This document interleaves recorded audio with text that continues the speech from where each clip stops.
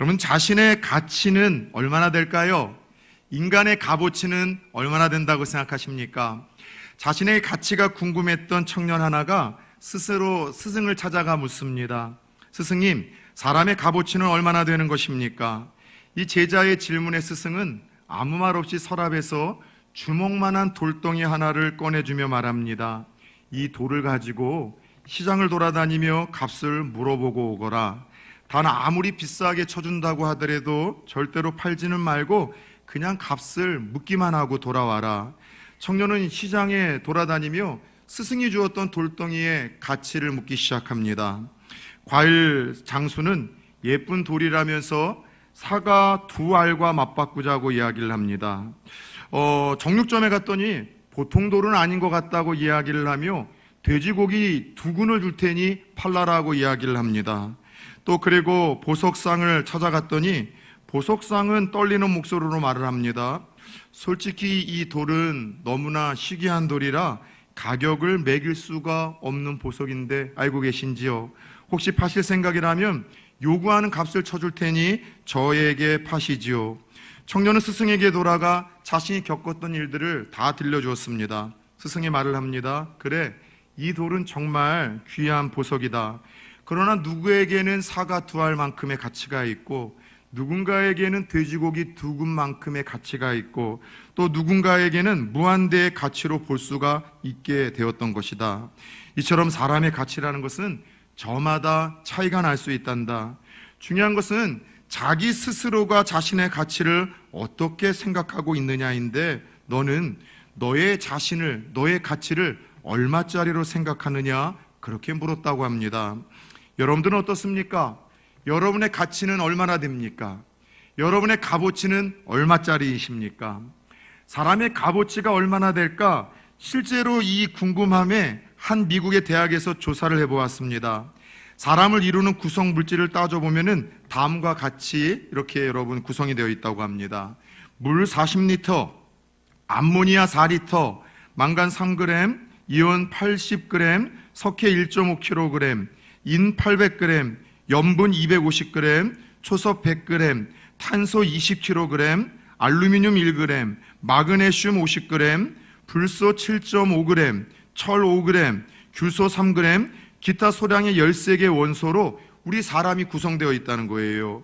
그래서 이와 같은 사람을 구성하고 있는 요소들로 사람의 가치, 값어치를 계산하면 얼마 정도나 될 것 같습니까? 놀라지 마십시오. 이거밖에 안 된다고 합니다. 단돈 3,000원이라고 합니다. 여러분도 충격적이지 않습니까? 나의 값어치가 구성 요소로 3,000원밖에 되지 않는다. 그런데 여러분들 정말 이거밖에 안 될까요? 여러분들 사람의 가치가 이거밖에 안 될까요?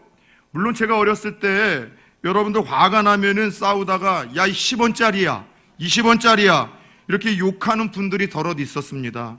살다 보면 10원짜리, 20원짜리도 안 되는 인생들이 있는 것 아니겠습니까?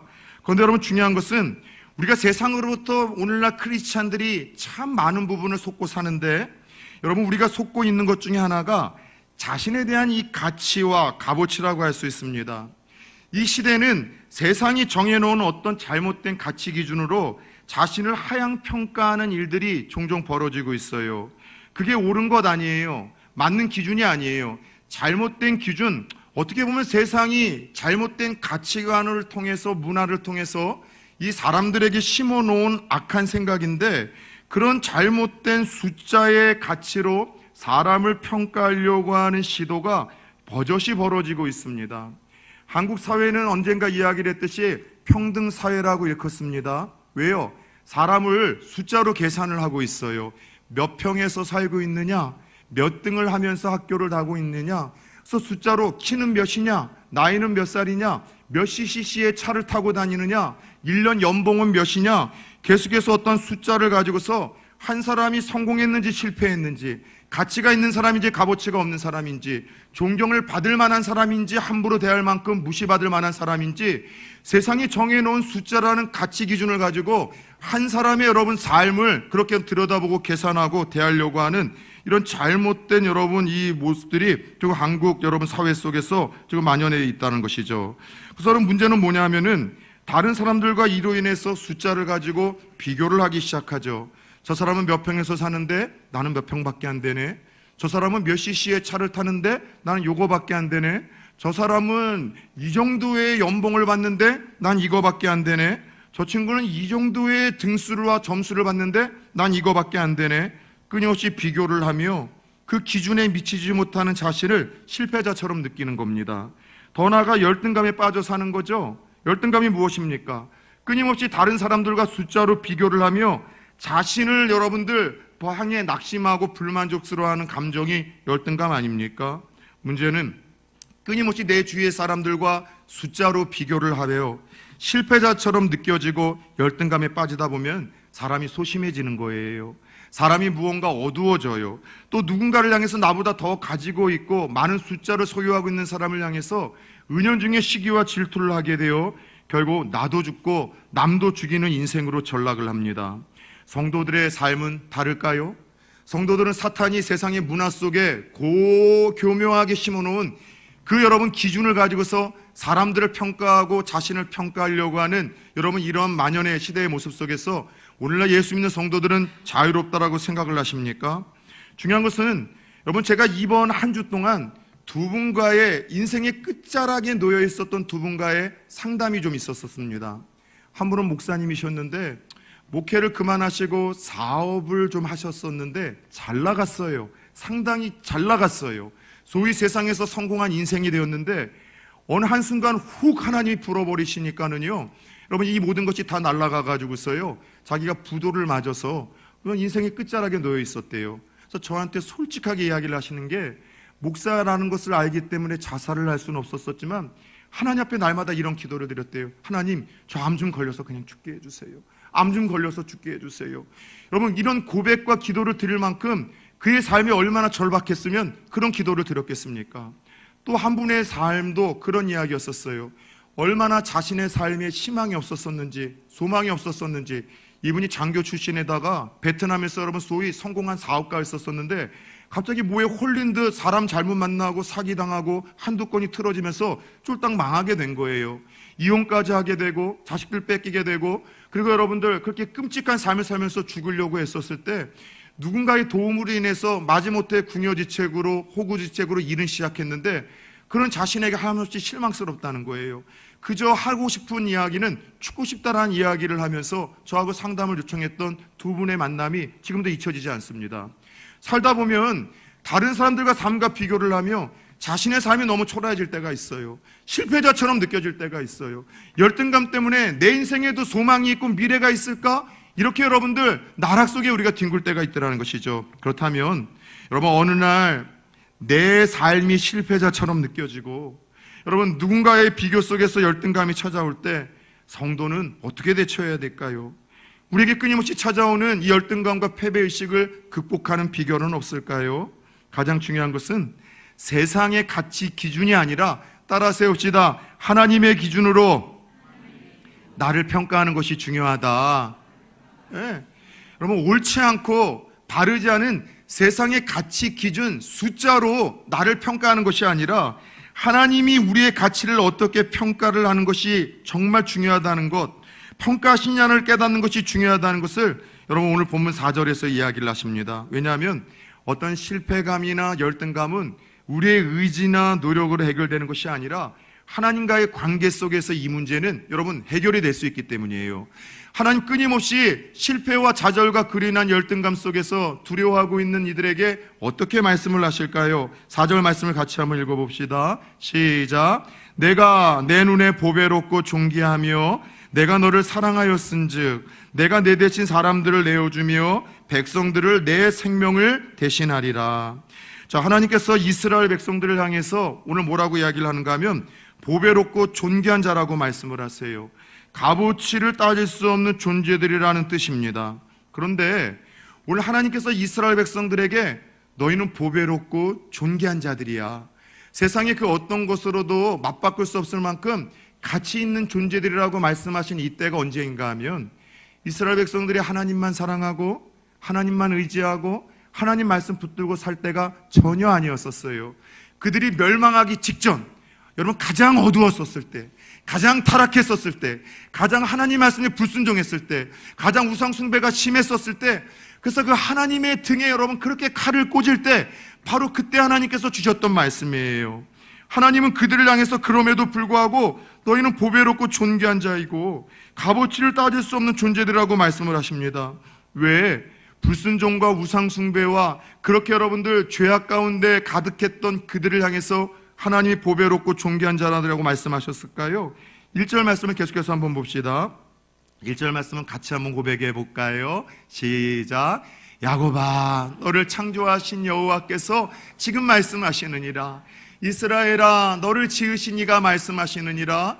너는 두려워하지 말라. 내가 너를 구속하였고 내가 너를 지명하여 불렀나니 너는 내 것이라. 범죄하고 불순종하고 우상숭배로 가득해서 이방 민족에 의해서 진멸당하기에 합당한 그들을 향해서도 보배롭고 존귀한 자라고 말씀하셨던 그 이유는요, 첫 번째, 하나님이 만드셨기 때문이래요.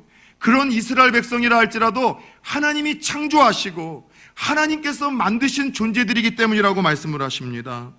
여러분, 하나님이 우리를 창조하셨다는 것은 우리 안에 하나님의 형상이 담겨 있다는 거예요. 하나님의 사인이 담겨 있다는 거예요. 하나님의 호흡이 담겨 있다는 것이고 하나님의 사랑이 머물러 있다는 것이죠. 한 여행객이 유럽을 여행했다가 작은 마을의 시장 벼룩 여러분 장터에서 아주 허름해 보이는 골동품의 그 목걸이 하나를 샀다고 합니다. 그리고 기념품이라 생각하고 한 $2 주고 산 그 목걸이를 가지고 이 고국으로 돌아오는데 공항 세관이 터무니없는 이 세금을 물더래요. 이거 비싼 거라고.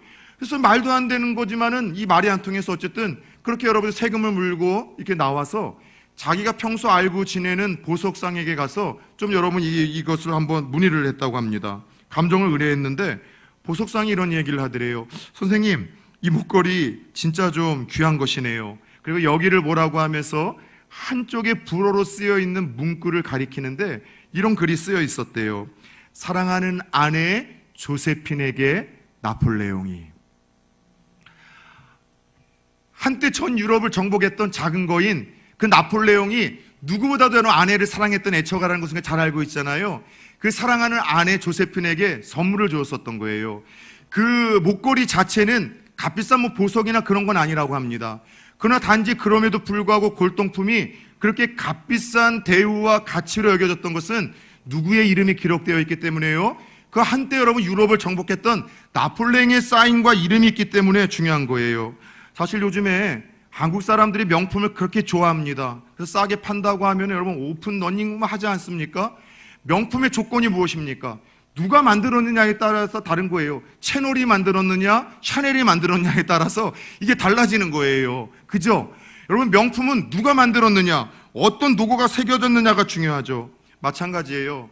저와 여러분들이 때로는 범죄하고 불순종하고 넘어지고 나 자신이 보더라도 나 자신에게 실망스러울 정도로 실패하고 주저앉았을 때에도 하나님이 보배롭고 존귀하다고 하는 이유는 하나님이 우리를 만드셨고 그분의 형상을 그런 우리에게 여전히 남겨놓으셨고 그분의 호흡이 여전히 우리와 함께하고 계시고 그럼에도 불구하고 그분의 사랑이 여전히 우리에게 머물러 있기 때문에 그런 우리를 향해서 보배롭고 존귀한 자라 세상의 그 어떤 것으로도 맞바꿀 수 없을 만큼 너희는 내 사랑하는 자녀들이라고 말씀을 하시는 거예요. 하나님이 우리를 만드셨다는 것은 먼저 우리가 의미 있는 존재들이라는 거예요. 목적 있는 존재들이라는 거예요. 우연히 태어나거나 하나님의 실수로 우리가 여러분들 존재하거나 살아있는 것이 아니라 적어도 수많은 사람들이 여러분 지금도 생을 달리하고 죽어가고 있는 이 시점에서 여러분 우리의 생명을 하나님 지켜주고 있다는 것은 여전히 우리를 이 땅에 보내셨었던 하나님의 목적이 남아있기 때문이고 우리를 통해서 그분이 하고자 하시는 일들과 기대감이 남아있기 때문에 우리의 생명을 지켜주시고 보호해 주시는 거예요. 하나님의 사랑과 기대를 듬뿍 받고 태어나 있고 하나님 앞에서 의미 있고 소중한 존재가 바로 나이고 옆에 앉아있는 우리의 성도님들의 존재라는 것을 오늘 하나님이 이사야 선지자를 통해서 우리에게 들려주시는 거예요. 따라서 해봅시다. 나는 하나님의 작품입니다. 예, 마치 공장에서 주문 안에서 찍어내듯 그렇게 여러분 의미 없이 무작정 찍어낸 가치 없는 상품이 아니라 하나님의 손으로 하나하나 의미를 두시고 목적을 두시고 사명을 두시고 사랑을 담고 그분의 호흡을 담아서 이 땅에 보내신 그 거룩하고 아름다운 작품이 비록 세상의 숫자의 기준으로 평가해 보면은 잘 나가지 못하는 인생, 소위 성공하지 못한 인생, 실패한 인생처럼 보이는 나 자신에 대한 실체라고 말씀을 하시는 거예요. 여러분, 중요한 사실은 하나님이 나를 창조하셨고 나는 하나님의 소중한 의미 있는 이 존재라는 것을 생각하며 사는 것을 가리켜 따라서 해봅시다. 창조의식. 예, 창조의식이라고 해요. 나는 하나님의 작품이야. 내 안에 하나님의 호흡이 있고 여전히 하나님의 사랑에 머물러 있고 하나님의 여전히 형상이 남아있어. 이걸 의식하면서 사는 것이 창조의식입니다. 그런데 또 하나의 이것을 깨트리는 잘못된 의식이 있는데 그게 비교의식인 거예요. 숫자를 통해서 자신을 비교하며 나는 실패한 사람이야. 나의 삶은 왜 이거밖에 안 될까? 낙심하고 절망하고 시기하고 질투하고 신앙 안에서 흔들리며 자신의 사명을 감당하지 못하며 사는 것, 이게 비교의식인 거예요. 잘 들으셔야 돼요. 나는 하나님의 작품이고 하나님의 기대와 사랑 속에서 이 땅에 왔고 하나님의 실패작이 아니라 나를 통해서 하나님이 이루고자 하시는 것이 있는데 여전히 나를 기대하고 계신다. 나는 하나님의 작품이다라는 창조의식을 갖고 사는 사람들은 쉽게 열등감에 빠지지 않아요. 왜 열등감에 빠집니까? 자꾸 비교하기 때문이라니까는요.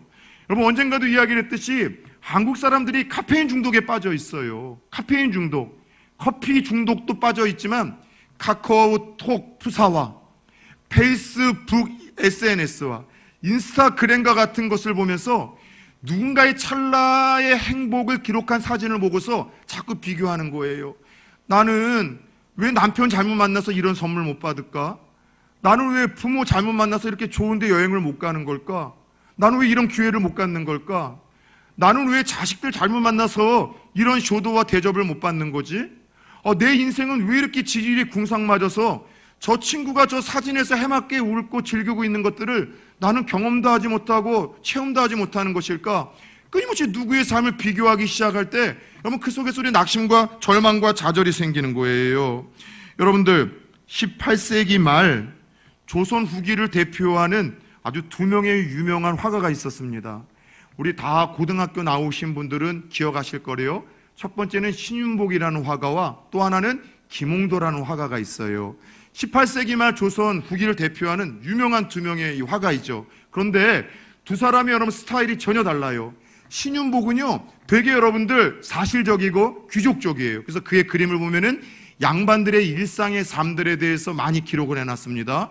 반면에 또 하나의 여러분 화가 김홍도는요 되게 해학적이고 서민적이에요. 그래서 김홍도의 작품을 보면 우통을 까고서 막 씨름하는 장면이라든가 이와 같이 무더위 속에서 조선시대도 그랬는가 봐요. 더위를 피하기 위해서 여인들이 냇가에 가서 막 이렇게 샤워를 할 때 동네 꼬망이들이 그때도 성적인 호기심이 똑같았는지 몰래 이렇게 빼곡하게 보고 있는 장면들, 막 그런 그림을 그렸어요.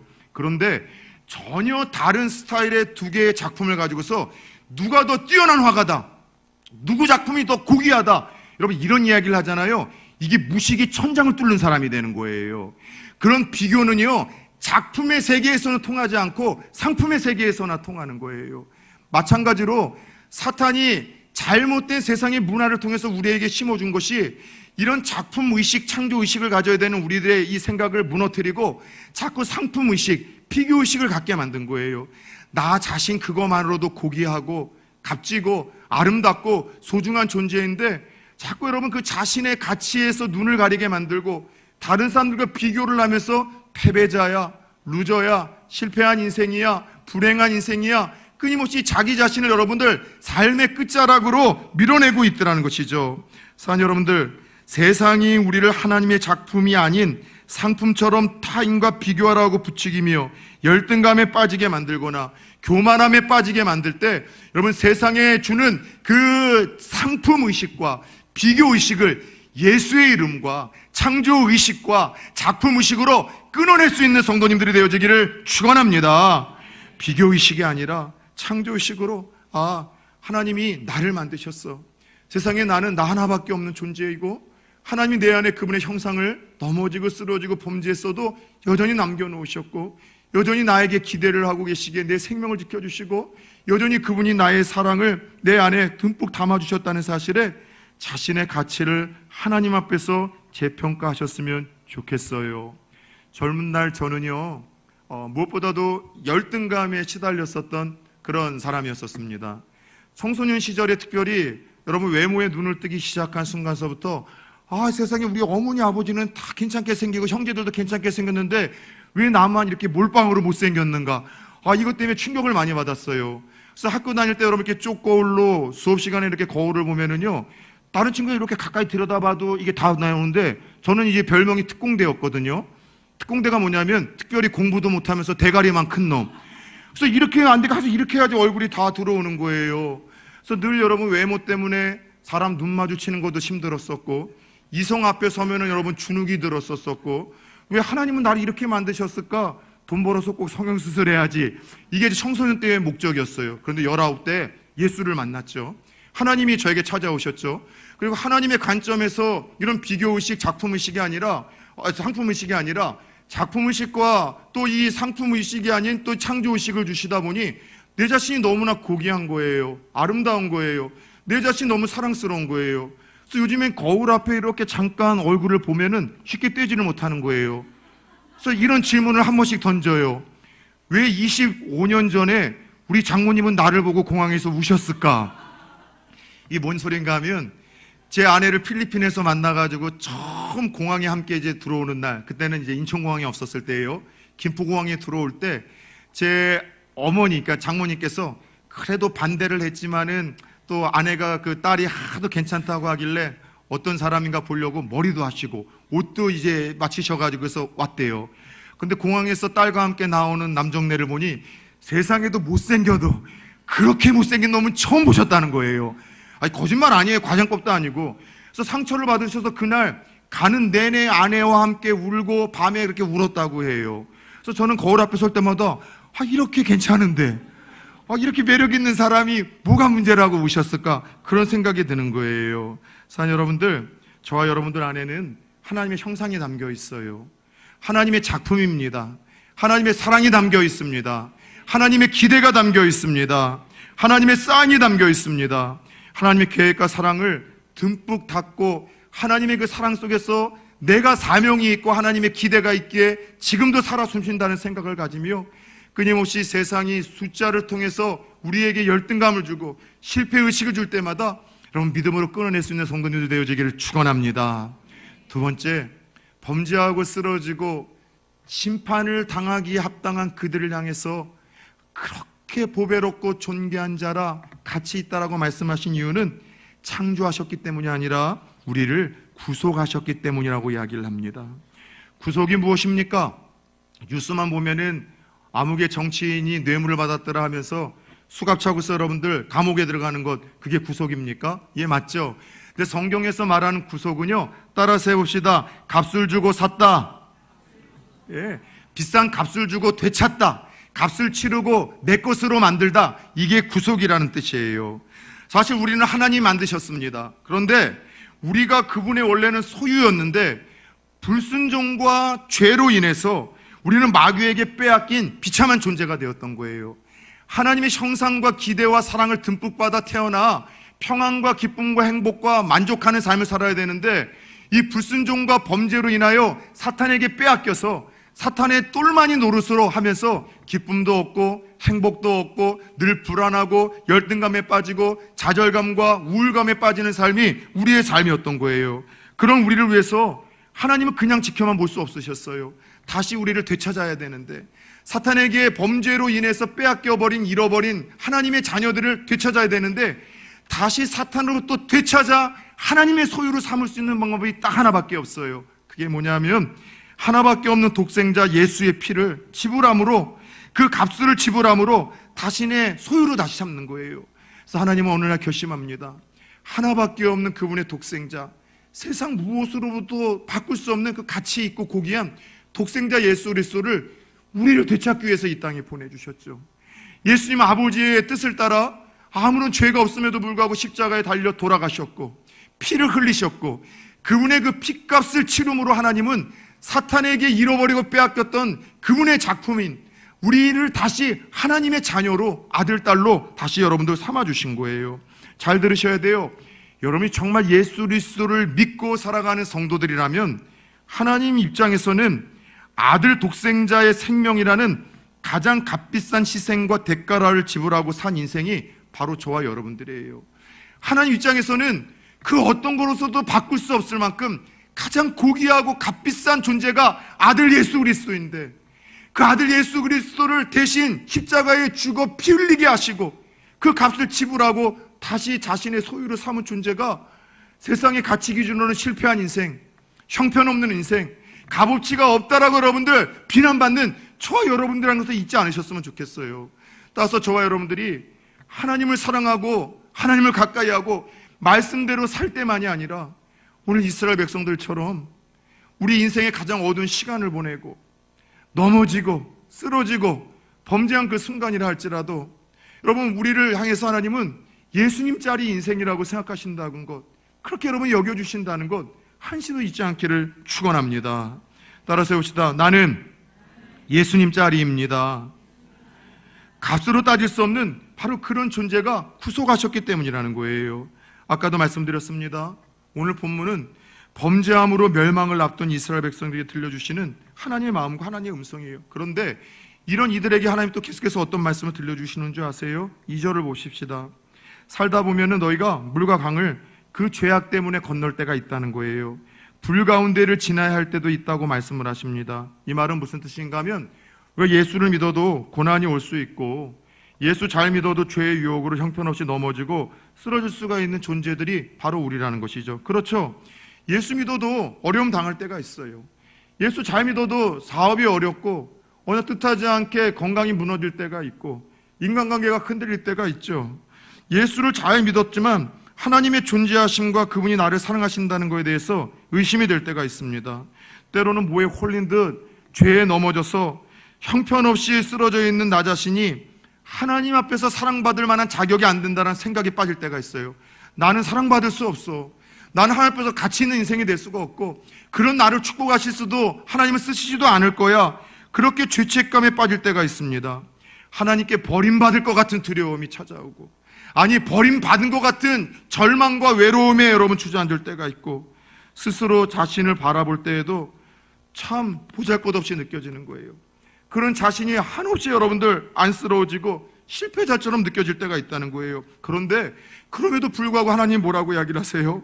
너희는 내게 있어서 가장 보배롭고 존귀한 존재들이야. 물 가운데 건널 때 있잖아, 그때도 내가 함께 할게. 불 가운데 건널 때 있잖아, 그래도 그때도 내가 함께 할게. 그리고 내가 결국 너를 도와줄 거고 모든 것을 합력하여 선을 이룰 테니, 어떤 상황 속에서도 이 하나님을 바라보며 그 사랑을 바라보며 버텨내고 견뎌내고 이겨내라고 소망을 가져라고 따뜻한 위로의 말씀을 전해주는 거예요. 저는 이사야 43장의 말씀을 올 때마다 왜 이렇게 눈물이 울컥하는지 몰라요. 하나님이 막 이런 분인 거예요. 죄책감에 빠져서 두려움에 빠진 이스라엘 백성들, 내가 하나님 앞에서 가치 있는 인생이 될 수 있을까? 내 미래가 달라질 수 있을까? 내 자녀들의 삶이 변화될 수 있을까? 그런 절망감 속에서 주저앉아 있는 그 이스라엘 백성들을 향해서 그럼에도 불구하고 다정히 이름을 부르며 다가오세요. 사랑하는 아들아, 사랑하는 딸아, 여전히 보배로운 존재야.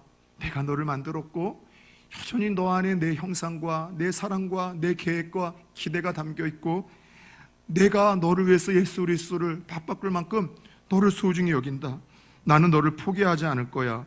내가 너를 도와줄 거라고 속삭이시는 하나님 모습 속에서 하나님의 마음과 그 사랑이 느껴질 때마다 그냥 마음이 짠한 거예요. 말씀 속에서 예전에 저희 집에서 일어났었던 한 장면이 갑자기 떠올랐어요. 어렸을 적 저희 그 두 딸, 죄송합니다, 저희 가정 이야기를 좀 할게요. 두 딸을 데리고 이제 서울에 있는 우리 그 에버랜드나 혹은 이제 롯데월드를 잠실에 자주 갔었습니다. 근데 부모님들 아시죠? 놀이공원이나 유흥지를 가면은 꼭 입구에 지뢰밭을 지나가야 돼요. 막 풍선들, 인형감, 장난감, 애들은 꼭 때를 쓰는데 우리 애들도 마찬가지죠. 어쩔 수 없이 사줘요. 근데 대부분 여러분 장난감 사주면 그거 뭐 하루, 길면 여러분 한 일주일 쓰다가 그렇게 소리 소문 없이 사라지는데, 어느 한 해에 롯데월드에서 사줬었던 아이들의 선물은 아이들이 너무 소중히 여겨요. 저희 둘째 딸 하영이는 PPT 하고 있지만 그렇게 개를 좋아해요. 개를 개 좋아해요. 어려서부터 그렇게 개를 키우자고 해서 결국 저희 집에 도담이라는 강아지가 하영이 20년 동안의 기도 응답으로 결국 한 식구가 된 겁니다. 그런데 첫째는요, 어떤 인형을 가지고 오래 사랑했는가 하면은 이 아기 천사 인형을 샀어요. 예쁜 모자를 쓰고 더듬이가 달려있고 날개가 있는 약간 이게 살색과 흰색 계열의 인형을 샀는데, 첫째 저 뒤에 앉아있는 하민이가 너무너무 사랑하는 거예요. 근데 이 큰딸이 아빠를 닮아서 호기심이 있었었는지 어느 날 이 인형을 가만히 못 두고 가위로 더듬이를 자르더라고요. 그리고 어느 날은 모자를 잘라가지고 벗기는데, 모자를 자르니까 대머리 인형이 돼서 아주 흉측해진 거예요. 그것뿐만이 아니라 어느 날은 날개를 다 잘라놓고 지도 좀 흉측했는지 또 색연필로 이렇게 또 눈썹을 그리더라고요. 그래서 그런 아이를 보면서 어려서 이런 희망 회로가 돌았죠. 아, 의사가 되려는가 보다. 근데 의사는커녕 지가 색칠을 하고 눈썹 그려주더니만 메이크업 아티스트의 길을 걸어가더라고요. 근데 어느 날 제가 보면서 너무 그 인형을 볼 때마다 흉측한 거예요. 그래서 제가 징그러운 인형이라고 이름을 줬어요. 야, 그 징그러운 인형 좀 버려라. 이사를 갈 때에도 부산에서 분당을 갈 때도 안 버리고 분당에서 서울을 갈 때도 안 버려요. 서울에서까지도 나이가 먹었는데 가지고 있길래 야, 이거 좀 버려. 징그러워, 흉측해. 그랬더니만 하민이가 어렸을 때 한 말이 잊혀지지 않아요. 너 이 인형을 왜 이렇게 끔찍이 사랑하냐? 아빠, 이 인형은 우리 식구 중에 내가 안 사랑하면 사랑할 사람이 없잖아요. 아빠 맨날 흉측하다고 이야기를 하고 무섭다고 이야기하는데 내가 안 사랑하면 사랑해 줄 사람이 없잖아요. 저 그때 하나님의 음성을 들었어요. 하나님이 그런 분이에요. 찬송가에서 우리가 고백하잖아요. 내가 연약할수록 더욱 귀히 여기사 높은 보좌 위에서 낮은 나를 보시네. 세상에서는 숫자의 기준을 따라서 여러분 줄을 세우고 사랑하고 소중히 여기는데, 하나님은 그걸 다 깨신대요. 연약할수록 더 귀히 여기신대, 더 소중히 여기신대. 세상 사람들이 사랑하지 못할 사람들이라면 더 그런 이들 향해서 애틋한 마음을 가지고 계시는데, 예수님의 삶이 사실 그러지 않았습니까? 오늘 우리들에게 그 이야기를 들려주는 거예요. 사랑하는 여러분들, 끊임없이 요즘에 실수, 실패, 범죄 속에서 자신의 가치를 하향평가를 하고 세상이 정해놓은 숫자의 기준을 따라서 내 남편은 실패했고 내 자녀는 실패했고 우리 교회는 실패했고 이거는 실패했다는 사탄의 속삭임 속에서 오늘 이스라엘 백성들과 더 나아가 우리들에게 들려주시는 따뜻한 하나님의 음성이 우리 가슴 속에 새겨질 수 있기를 예수 그리스도의 이름으로 축원합니다. 우리는 하나님의 형상을 새기고 사랑과 계획을 담고 있는 너무나 고귀하고 값비싼 존재들이에요.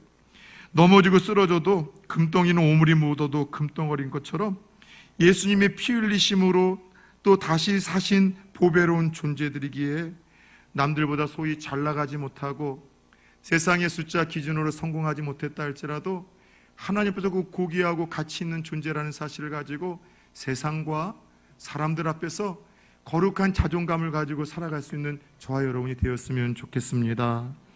미국의 민속음악가 중에 얼빈 벌린이라는 분이 계십니다.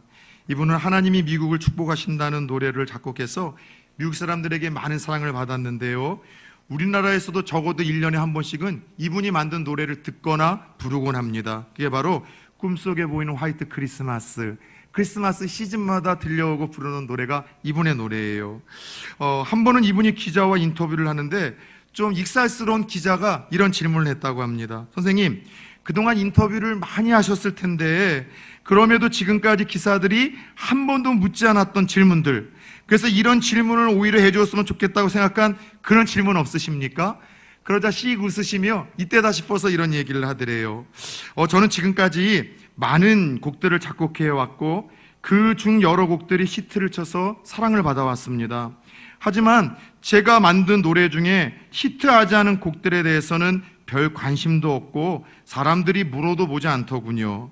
그러면서 얼빈 벌린은 계속해서 의미 있는 말을 이어갑니다. 제가 작곡한 곡들 중에는 크게 히트한 곡들이 제법 많이 있었습니다. 그런데 솔직히 작품 중에는 알려주지 않은 곡들, 실패한 곡들이 훨씬 더 많습니다. 그러나 실패한 그 곡들도 나에게는 히트한 곡만큼 너무나 소중하고 사랑스러운 노래들입니다. 여러분들이 이 알려지지 않은 제 작품들도 많이 사랑해 주셨으면 좋겠습니다. 이야기를 들으며 우리에게 들려주시는 하나님의 여러분 마음이 느껴지는 거예요. 소위 세상에 히트한 인생들 있죠. 부모 잘 만나서 남들보다 어렵지 않게 살아가는 인생들, 남편 잘 만나고 자녀들도 원하던 때에 좋은 대학 들어가고 또 좋은 직장 들어가고 좋은 외모와 또 건강과 조건으로 행복하게 살아가는 듯한 인생들이 있죠. 그러나 죄송하지만 그러지 못한 인생들이 훨씬 더 많아요. 오늘 2부 때 나오신 성도님들 중에도 다른 사람들과 비교할 때 나는 왜 그런 부모를 만났을까? 왜 그런 배우자를 만났고 내 자녀는 왜 이거밖에 안 될까? 내 인생은 이게 안 될까? 실패작이라고 생각하는 무명의 인생들, 약하고 실패하고 뒤처져진다고 생각하는 분들이 2부 예배 나오신 성도님 중에도 있을지 모르겠습니다. 세상을 향해서는 죄송합니다, 그런 여러분을 향해서 실패자라고 이야기를 해요. 여러분은 가치 없는 존재들이라고 세상은 그렇게 말을 합니다. 그런데 더 큰 문제가 뭔지 아세요? 세상이 그렇게 이야기하는 것만이 아니라 나 자신이 그렇게 여기고 있다는 것이 더 큰 문제이죠. 그런데 정말 그럴까요? 하나님 오늘 아니라고 이야기를 하신 거예요. 어린 벌린처럼 히트하지 못한 인생 너라 할지라도, 잘 나가지 못하는 인생, 별 볼 일 없는 인생이라 할지라도 그런 너는 나에게 가장 소중한 존재이고 너의 살아있음 자체가 나에게는 눈물이고 기쁨이라고 하나님 말씀하시고, 내가 너와 함께 할 테니 끝까지 포기하지 말고 버텨내라, 견뎌내라, 나와 함께 하자라고 하나님 말씀을 하십니다. 다시 한번 묻고 싶습니다. 여러분의 가치는 얼마나 되십니까? 여러분은 얼마짜리 인생이십니까? 아직도 여러분의 삶이 가치가 없다고 여겨지시는지요? 오늘 말씀을 통해서 하나님이 주시는 감동과 그 음성이 여러분에게 들릴 수 있는 복된 주일이 될 수 있기를 예수 그리스도의 이름으로 축원합니다.